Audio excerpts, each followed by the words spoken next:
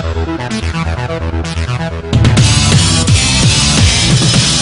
welcome to SBR TV. I'm Peter Loshak. This is our football opener show that we do every week with SBR contributor John Ryan from JohnRyanSports.com. Right now, we're going to take a look at the opening lines from NFL Week 15. John, how you doing?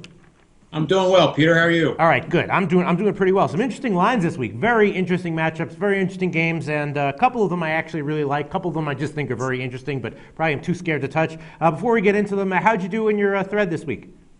We had the first O for this year. We went no. 0 for 4, and I had, believe it or not, I had Dallas on the money line. Wow. Well, you know, you got a tough break with DeMarco Murray getting injured like that. I mean, and by the way, DeMarco Murray, I believe, is out for the year. Yeah, he has a broken ankle. So 0-4. Wow. What were your other picks? The Raiders, which was an outstanding selection. Yeah, I had them Tennessee, too. who I believe lost in the last play of the game, and Miami. This leads right into the opening lines. Now, last week, I was leaning heavily towards Philly. I thought I had a sense, more like a gut feeling that they were a good bet there, but I didn't bet them because I really don't like to bet on gut too much. But I thought they were a good bet. They did wind up winning, and now this week, they're -3 at +11 at home against the Jets, and I'm thinking, well, actually kind of like the over 44 a little bit more, but I'm thinking this might be, you know, whenever you see this constantly, a big hype team, they come out, they flub the first parts of the season, and then afterwards, after everyone can't believe how much they suck, then they start getting a little bit better, then they start getting to be a good bet. You think they're a good bet here, -3? They could be. I think it's too hard to tell what Philadelphia is right now. Mm-hmm. The defense played extraordinarily well yesterday, but it was against the Dolphins. Right. So you're playing a totally different caliber opponent. So the Jets are playing for something. Philadelphia still has a shot at the playoffs, but they need Tim Tebow to say a few prayers for him, I believe. Out of all the spreads, I think that Philly -3 is like the one I'm most tempted to bet, but I also like the over 44 in that one. I'll have to check the weather to make sure because it did get bet down a little bit. But what do you mean about over 44? I mean, the Jets' offense has kind of been like pretty productive, pretty good, and Philly now with Vic, they're getting done as well. Yeah, I think the over 44 is a good idea, Peter. Yeah, we'll have to check a little bit later on the week. But so how are you doing overall on your thread before we move on to the next game? Well, we're below 60% winners now. The 10 stars are hitting 67%, and the 20 stars were 2-1. All right. So we're still hanging in there. Saturday actually was very good on the thread for the college basketball. We actually went 6-0. Ah, whoa. So you know what it's like, Peter. One day, you're the fire hydrant. The next day, you're the dog. Right. We went 6-0, and then we go 0-4. So we'll try to rebound this week a little bit. Right. Usually, I don't have 2 weeks in a row that are horrendous, but the most obvious, interesting, baffling line that I don't know how anyone would even have some balls to bet this is the Broncos at home +6 against New England, totals 46. I guess, if you think that Denver's game plan can slow down New England, then the under 46 is an awesome bet. If you think that Denver is not going to be able to hang tough with them, then I guess New England -6 is a great bet. What do you think about this line, and where do you think it'll move? You think it could get to 7? Yeah, I think it's going to get bid up. You think so? Yeah, the public right now is on New England, and the common sense mentality is that Denver can't keep doing this forever. Now they're going to be playing the best team in the AFC, at least according to my rankings. New England still has a tremendous amount to play for that #1 seed and the week off.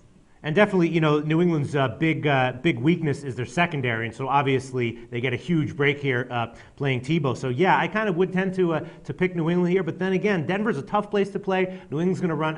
Denver's going to run their same typical game plan here, and that total of 46. That's looking pretty tempting, don't you think? Or what do you make of the total? I agree with exactly what you said with how to play the total. Right. The one factor I do think is Belichick has a history of doing real well against offenses that are a little bit exotic, and needless to say, this is exotic. Right. But Denver's been doing this now for 6 straight weeks, and he has all those game films to look at.